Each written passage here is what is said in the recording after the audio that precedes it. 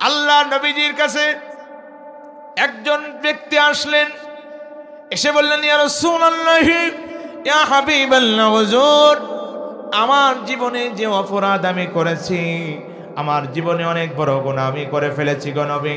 আমার আল্লাহ কি আমারে কোনোদিন মাফ করবে কিনা? আমার আল্লাহ কি আমারে কোনোদিন ক্ষমা করবে কিনা? আমার নবীজি ডেকে বললেন, ও যুবক রে, তুমি যদি কালিমা পড়ে নিতে পারো, তুমি যদি ইসলাম গ্রহণ করে নিতে পারো, আমি নবীজি কথা দিলাম তোমার জীবনের সব গুনাহ আল্লাহ মাফ করে দিবে। সুবহানাল্লাহ। নবীজির কাছে যুবকটা পড়ে নিলেন, লা ইলাহা ইল্লাল্লাহ মুহাম্মাদুর রাসূলুল্লাহ সাল্লাল্লাহু আলাইহি ওয়াসাল্লাম কালিমা পড়ে নিলেন।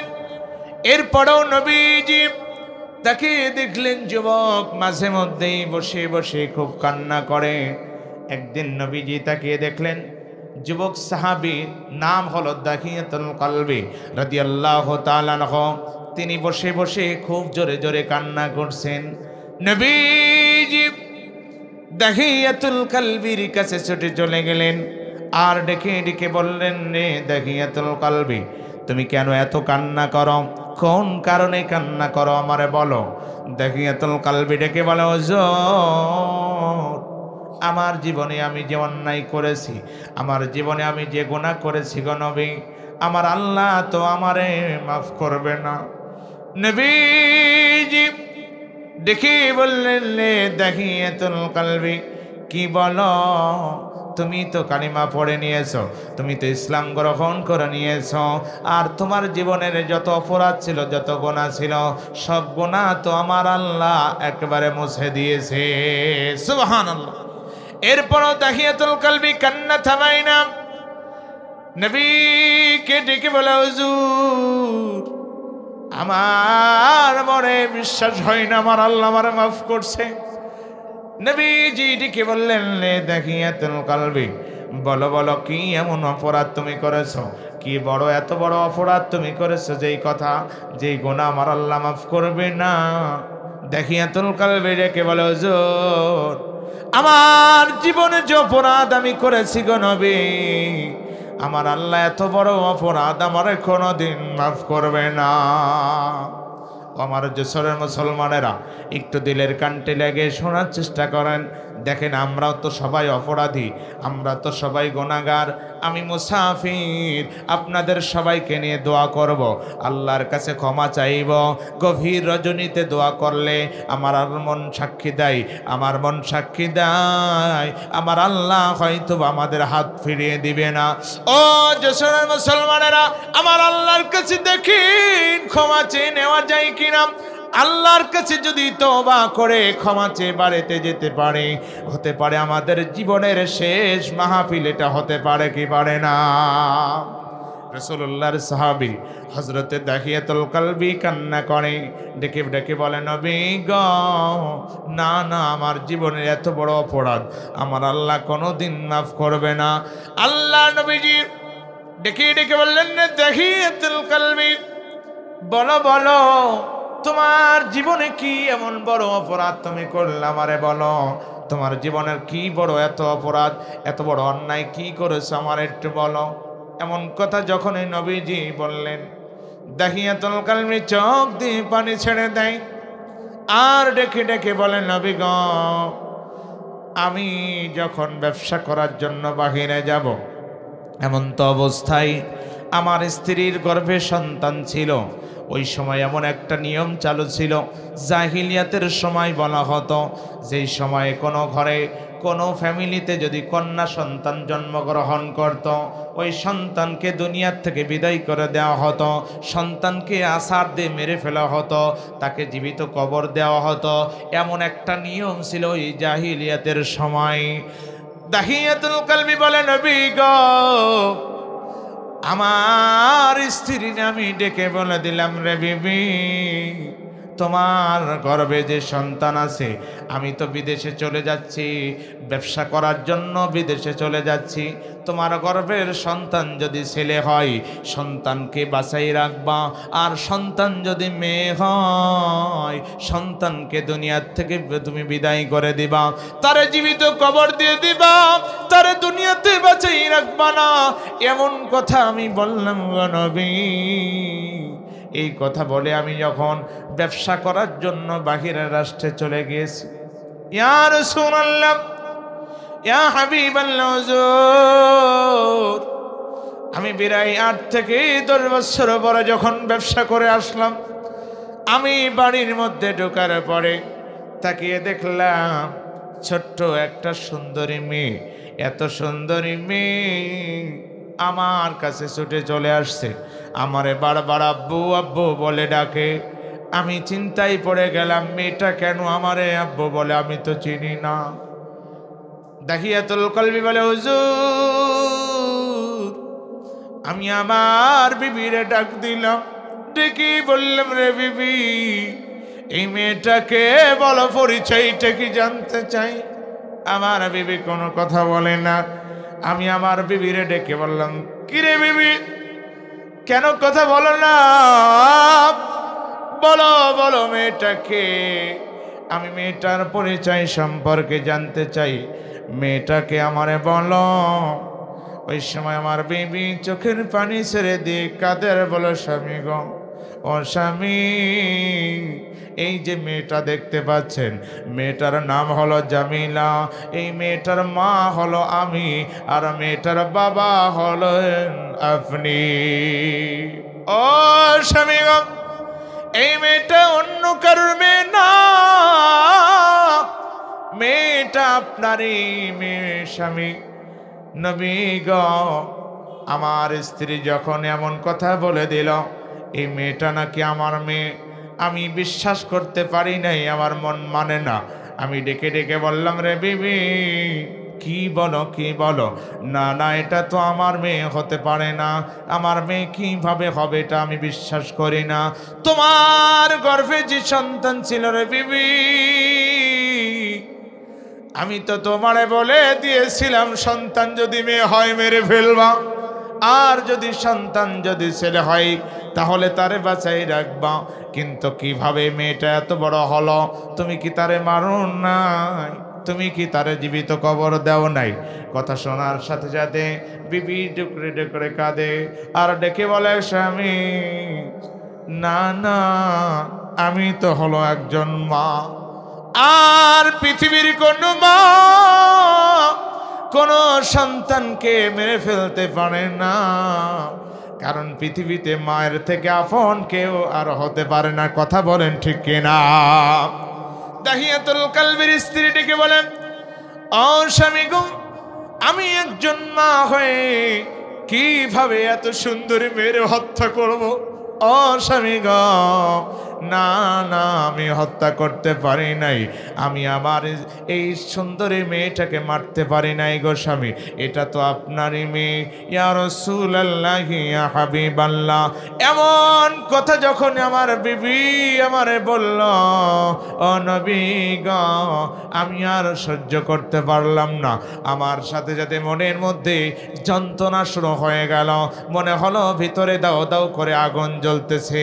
না, আমার মেয়ে কিভাবে এটা বেঁচে থাকবে, অন্যের ঘরে যা সংসার করবে, এটা কোনো দিন হতে পারে না, এটা আমি মেনে নিতে পারি না। এমন চিন্তা করে দাহিয়াতুল কলবি বলে, হুজুর, আমি আমার মনের মধ্যে যখন শয়তানে ধোঁকা দেওয়া শুরু করল গো নবী, আমি আমার বিবিরে ডেকে বললাম, রে বিবি, আমার মেয়ে জামিলারে সাজিয়ে দাও, আমি আমার জামিলারে সাথে নিয়ে ওর নানার বাড়িতে ঘোরার জন্য নিয়ে যাব, তাকে বেড়াইতে নিয়ে যাব, সুন্দর করে সাজিয়ে দাও। ও নবী গো, আমার কথা বিশ্বাস করে নিল আমার বিবি বিশ্বাস করে নিয়ে আমার জামিলার সুন্দর করে সাজিয়ে দিল। আমার জামিলা এমনি তো সুন্দরী, এরপরও এত সুন্দর বাচ্চাটা মেয়ে, এরপরে যখন সাজিয়ে দিয়েছে গো নবী, আমার জামিলার দেখতে আরো কত সুন্দর লাগে। এমন তো অবস্থায় এই সুন্দরী মেয়েটা আমার মেয়ে, এরপরও বিন্দু পরিমাণ আমার তার প্রতি মায়া হলো না। ও নবী গো, আমার যখন তার প্রতি দয়া হলো না, মায়া যখন হলো না গো নবী, আমি চাদর গায়ে দিলাম। চাদরের মধ্যে হত্যা করার জন্য, গর্ত করার জন্য আমি চাদরের মধ্যে কিছু অস্ত্র হাতে নিয়েছি। আর আমার জামিলারে বললাম, ও জামিলা চলো চলো তোমারে নিয়ে বেড়াইতে নিয়ে যাব। ইয়া রাসূলুল্লাহ, ইয়া হাবিবাল্লাহ, আমি যখন এমন কথা বললাম, আমার ছোট্ট জামিলা অনেক দিন পর, তার জন্মের পরে কোনোদিন বাবারা ভালোবাসা পাই নাই, বাবার মহব্বত পাই নাই, বাবার দেখি নাই।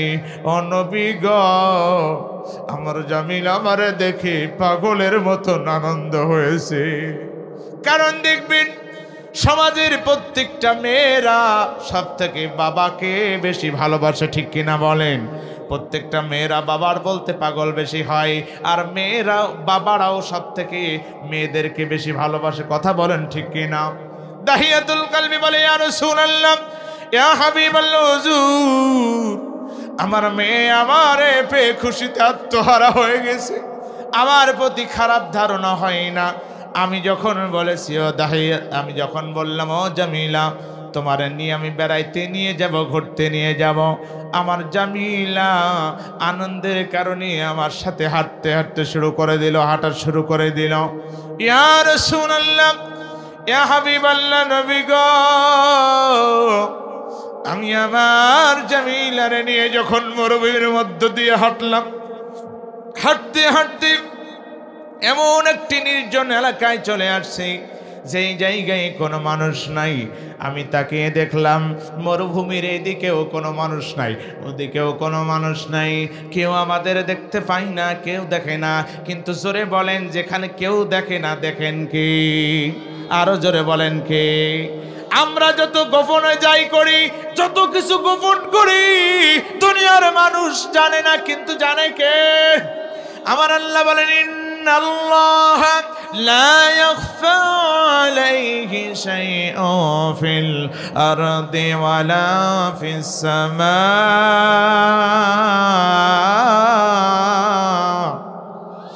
আল্লাহ পাক বলেন, নিশ্চয় আমি আল্লাহর কাছে কোনো কিছু গোপন থাকে না।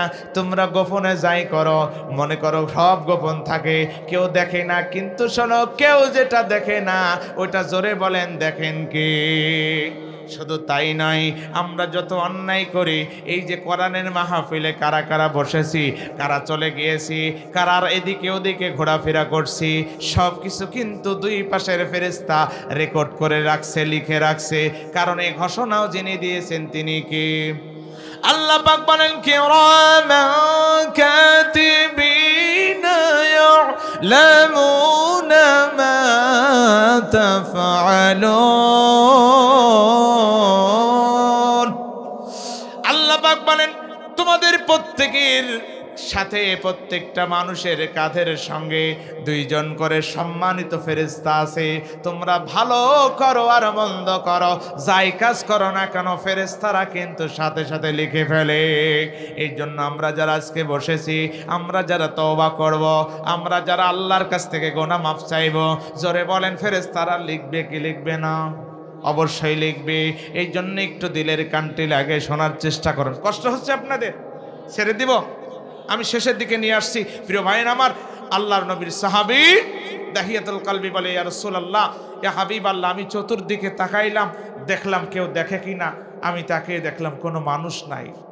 ও নবী গো, আমি যখন তাকিয়ে দেখলাম কোনো দিকেই কোনো মানুষ নাই, এমন তো অবস্থায় চাদরের মধ্য থেকে অস্ত্রগুলা বের করে নিয়ে গর্ত খনন করা শুরু করে দিলাম গো নবী। গর্ত করতে করতে গর্তের আমি যখন ওই মরুভূমির মধ্যে যখন বালির উপরে কোপ দেই, সাথে সাথে ওখান থেকে পাথরের ছোট ছোট টুকরাগুলা পাথরগুলা ছোট ছোট পাথরগুলা ছুটে ছুটে এসে আমার দাঁড়ের মধ্যে ঢুকে যায়। আর শরীর দিয়ে কপাল দিয়ে ঘাম ঝরতে ঝরতে ঘামগুলা টপ টপ করে পড়ে। দাহিয়াতুল কলবি বলে, হুজুর এমন অবস্থা যখন শুরু হয়ে গেল গো নবী, আমার ছোট্ট জামিলা ডেকে বলে, আব্বা গো, কেন আপনি এত কষ্ট করে গর্ত খনন করেন? কোন কারণে গর্ত করেন আমার একটু বলেন। ইয়া রাসূলুল্লাহ, ইয়া হাবিবাল্লাহ, আমার জামিলা আমার এত ভালোবাসে, আমার প্রতি সামান্য খারাপ ধারণা নাই। আমি আমার জামিলারে ডেকে বললাম, রে জামিলা, আমি তো গর্ত খনন করি তোমার জন্য এই গর্তটা খনন করি। ইয়া রাসূলুল্লাহ, কথা বলার পরও আমার জামিলা বসে নাই, আমি তারে মেরে ফেলবো কোন। ও নবী গো, আমি যে জামিলারে হত্যা করব, আমার জামিলার পর আমার কথা শুনেও কোনো রকম মনে করতে পারে না। আমার শরীর দিয়ে আমার কপাল দিয়ে ঘামগুলো যখন ঝরে পড়ে, জামিলা আগে এসে জামিলার শরীরে যে পোশাক ছিল ওই পোশাক দিয়ে আমার কপালের ঘামগুলো মুছাই দেয়। আর ছোট্ট ছোট্ট হাতের আঙ্গুল দিয়া আমার দাড়ির মধ্যে যে খোয়াগুলা পাথরের টুকরাগুলা ঢুকেছিল হাত দিয়ে ওইগুলা পরিষ্কার করে দেয়। আর ডেকে বলে, আব্বু গো, এত কষ্ট আপনি আমার জন্য করেন না, আপনি আমার জন্য এত কষ্ট করেন না গো আব্বু, আপনি কষ্ট করার দরকার নাই। ও নবী গো, আমার জামিলা আমার প্রতি ভালোবাসা নিয়ে দরদ নিয়ে এমন কথা বলল, এরপরেও আমার মনের মধ্যে আমার এমন নিষ্ঠুর পাষাণ দিল, এমন পাষাণ হৃদয়ের মধ্যে সামান্যতম ভালোবাসা আসলো না, সামান্যতম মহব্বত জামিলার জন্য আসলো না। আমি বড় করে গর্ত যখন খনন করা শেষ হয়ে গেল, আমি আমার জামিলার ডেকে বললাম, রে জামিলা, ও জামিলা, দেখো তো কেমন গর্ত হয়েছে। ইয়া রাসূলুল্লাহ, ইয়া হাবিবাল্লাহ, হুজুর,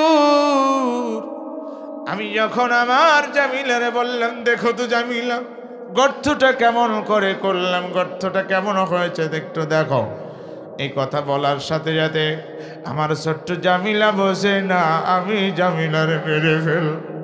ও নবী গো, আমার জামিলা আমার কথাটা শুনে যখন গর্তের কাছে এসে গর্তের দিকে যখন নিচের দিকে তাকালো, আমি এমন নিষ্ঠুর পাষাণ বাবা, আমি এমন দয়া ছাড়া মায়া ছাড়া বাবা গো নবী, আমার মনের মধ্যে সামান্যতম কোনো মায়া কাজ করলো না, ভালোবাসা কাজ করলো না।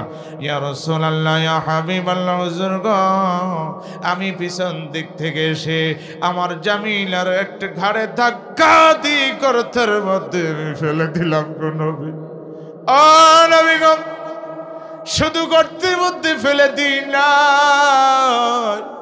আমি যখন জামিলার ঘাড়ে ধাক্কা দিয়ে গর্তের মধ্যে ফেলে দিয়েছি, আমার জামিলা বুঝতে পেরেছে আমি জামিলারে মেরে ফেলে দিব, জামিলার আর বাঁচাই রাখবো না, জামিলাকে হত্যা করে ফেলবো। জামিলা বুঝতে পেরেছে। জামিলা আমার দিকে চোখ দুটি দিকে তাকিয়ে ডেকে ডেকে বলে, বাবা গো, ও আমার আব্বা, আপনি আমারে ক্ষমা করে দেন, আপনি যদি আমারে মাফ করে দিন, আপনি আমারে যদি না মারেন, আমি কথা দিলাম কোনোদিন আপনার পরিচয় দিব না, আপনি দাহিয়াতুল কলবি আমার বাবা। ও আব্বাজান, আমার জন্য যদি আপনার সম্মান নষ্ট হয়ে যায় গো বাবা, আমি কথা দিলাম কোনোদিন আপনার সামনে আসবো না, আমি কথা দিলাম আমি জামিলা কোনোদিন আপনারে বাবা বলে পরিচয় দিব না। আপনি যে আমার বাবা এই কথা সমাজের মানুষ কেউ জানবে না। ও আব্বা গো, আপনি আমারে মাইরেন না, ক্ষমা করে দেন, আমার জানটা ভিক্ষা দিয়ে দেন, আপনি আমার জীবনটাকে নষ্ট করে দিয়েন না। দাহিয়াতুল কলবি ডেকে বলে, ইয়া রাসূলুল্লাহ, ইয়া হাবিবাল্লাহ, হুজুর।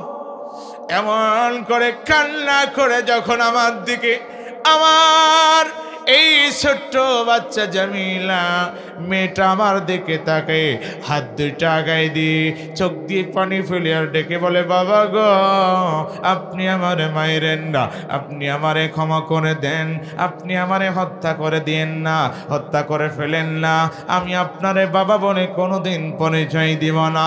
ও নবী গো, এমন কথা শোনার পরেও আমি এমন নিষ্ঠুর পাষাণ একজন বাবা, আমার মনের মধ্যে দিলের মধ্যে সামান্যতম কোনো দয়া হলো না, সামান্যতম কোনো মায়া হলো না গো নবী।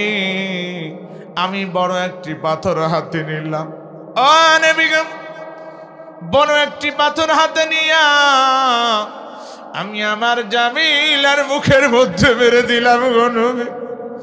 আমার জামিলার মুখের মধ্যে পাথরটা লাগার সাথে সাথে জামিলার মুখ দিয়ে তাকিয়ে দেখলাম এমন জোরে ছুটে রক্ত ছুটা শুরু হয়ে গেল, রক্ত বের হওয়া শুরু হয়ে গেল।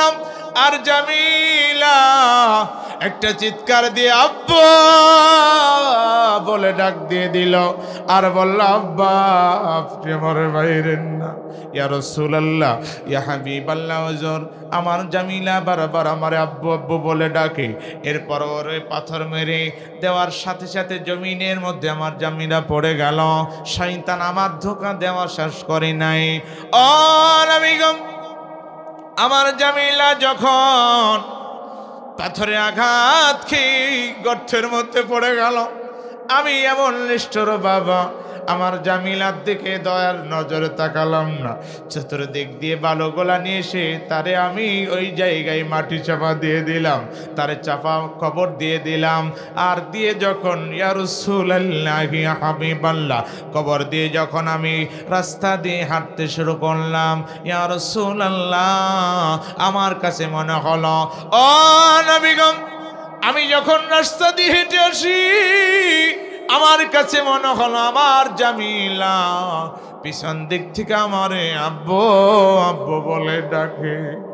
ও নবী গো, শুধু তাই নয়, আমি ওই দিন আমার জামিলারে ওইভাবে কবর দেয়া আসার পর থেকে, ও নবী, একটা রাত পর্যন্ত আমি ভালো করে ঘুমাইতে পারি না।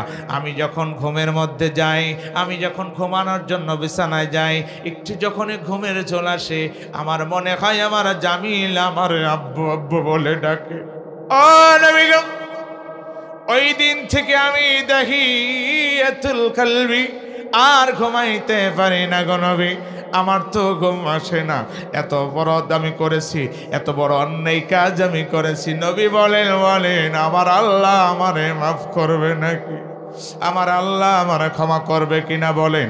এমন ঘটনা শুনে আমার নবীজি চোখে পানি ধরে রাখতে পারলেন না, কারণ তিনি তো দয়ার নবী, মায়ের নবী, তিনি তো রহমাতুল লিল আলামিন। কথা বলেন ঠিক কিনা?